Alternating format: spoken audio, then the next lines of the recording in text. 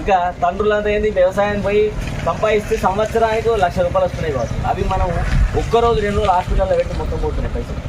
అంటే కాబట్టి ఏం చేయాలి మనం అంటే మన ఆరోగ్యాన్ని మనం కాపాడుకోవాల్సిన బాధ్యత మనం ఉంది. ఎందుకంటే శుభ్రత ముఖ్యం. మన ఇంటి ముందట మనం ఏంటంటే పనులకు పోతూ ఉంటాం, దాదాపు ఇల్లు వాకిలు శుభ్రం చేసుకొని వంటలు చేస్తాం, వెళ్ళిపోతాం. ఆ చెత్త తక్కనే అది మన వచ్చే వరకు వర్షం పడ్డది అనుకో, నిర్లక్ష్యంగా వహించడం వల్ల ఏమైందంటే అక్కడ దోమలు ఈగలను అభివృద్ధి చెందుతాయి. అవి కుట్టడం వల్ల మనకు ఇలాంటి జబ్బులు వస్తున్నాయి. కాబట్టి ఫస్ట్ మనం ఆరోగ్యంగా ఉన్నాం, మన పిల్లలు ఆరోగ్యంగా ఉండాలి. మనం ఏంటంటే రేపు పొద్దున ఇంటి లోపల ఇంటి యజమాని ఇప్పుడు జ్వరాలు వచ్చి ఇంట్లో పడుకున్నారు అనుకున్న ఆ పరిస్థితి ఎంత దారుణంగా ఉందో మీ అందరికీ తెలిసే. జ్వరం వచ్చి ఒక 4 రోజులు పడుకుంటే మనం ఆర్థికంగా అన్ని రకాలుగా వెనుకబడిపోతాం. అవునా కదా? మన పిల్లలకి ఇప్పుడు ఫీజులు కట్టాలి, మనకు ఒక జబ్బు వచ్చి మన ఇంట్లో ఉన్నాం, మన పరిస్థితి ఏంటి? కాబట్టి దయచేసి ప్రతి ఒక్కరు మీ ఆరోగ్యాన్ని కాపాడుకోండి, తీసుకోవాల్సిన జాగ్రత్తలు మీరు తీసుకోండి. ఇంకొకటి ఏంటంటే మనకు కొంచెం జ్వరం వచ్చినట్టు అనిపించగానే మనకి ఇక్కడ ఆశా వర్కర్లు ఉంటారు, వాళ్ళకి చూపించాలి. ఇప్పుడు పాతకాలం లెక్క లేవమ్మ జ్వరాలు. ఇప్పుడు మనం అందరం అనుకుంటే ఏంటంటే రేపు తగ్గుతుంది, వీళ్ళు ఏమనుకున్నారు అది వస్తుంది పోతుంది అని చెప్పి నిర్లక్ష్యం వహించదు. కొంచెం జ్వరం రాగానే హాస్పిటల్ చూపించుకోండి దాన్ని. ఎందుకంటే ఖచ్చితంగా జ్వరం గోళీలు కూడా దగ్గర ఉంచుకోండి. పిల్లలకు కూడా జ్వరం రాగానే ఖచ్చితంగా చూపించండి, వెంటనే చూపించి అది చేయండి. ఇంకొకటి ఏంటంటే ఇంటి ముందర గట్టెర్లీగా ఉంటే చిన్నపిల్లలు అక్కడ కూర్చోబెట్టదు మల విసర్జనకు. ఇంకొకటి మరుగుదొడ్డి మనం ఖచ్చితంగా కట్టుకోవాలి, మరుగుదొడ్లు లేని వాళ్ళు కట్టుకోవాలి, మరుగుదొడ్డు ఉన్న వాళ్ళు మరుగుదొడ్ల పైన మల విసర్జన చేయాలి. 6 బయట డబ్బాలు పట్టుకొని పోయే సంస్కృతి మానుకోవాలి.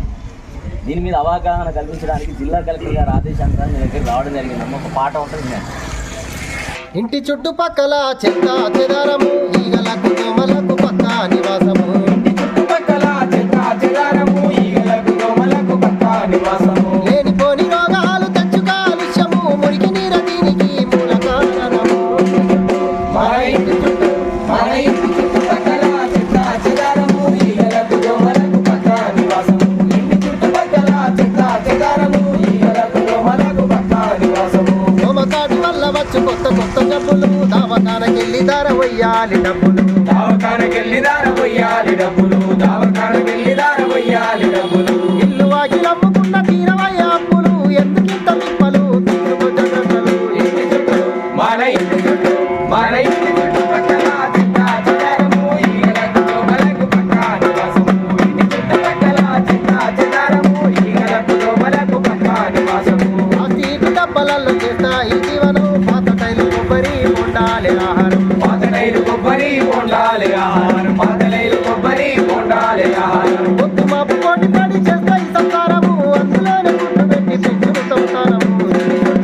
మన ఇంటి చుట్టుపక్కల చెత్త చెదారము, ఈగలకు దోమలకు పక్క నివాసము. ఇంటి చుట్టుపక్కల చెత్త చెదారము, ఈగలకు దోమలకు పక్క నివాసము. పరిసరాల పరిశుభ్రత నీ యోగక్షేమము, పాటించకపోతే నీ ఇల్లు ఒళ్ళు నష్టము. పాటించకపోతే నీ ఇల్లు ఒళ్ళు నష్టము, పాటించకపోతే నీ ఇల్లు ఒళ్ళు నష్టము. నీతోనే పడాలి మార్పుకు తల్బీజము, ప్రతి పౌరుడి ప్రయత్నమును పరిమళించు గ్రామము.